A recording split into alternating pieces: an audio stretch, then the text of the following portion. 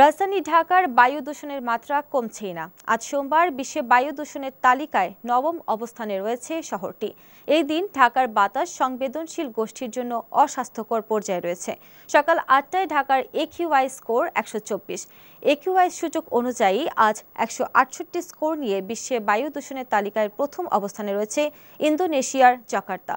১৫৯ score নিয়ে দ্বিতীয় অবস্থানে উজবেকিস্তানের তাসখান্ত, ১৫১ স্কোর নিয়ে তৃতীয়তে রয়েছে চীনের উহান, ১৪২ স্কোর নিয়ে চতুর্থতে রয়েছে ভিয়েতনামের হ্যানয় এবং ১৩৫ স্কোর নিয়ে পঞ্চমে রয়েছে ভারতের কলকাতা।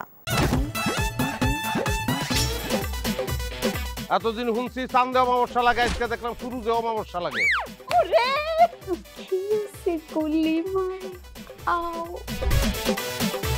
আপনার নামটা?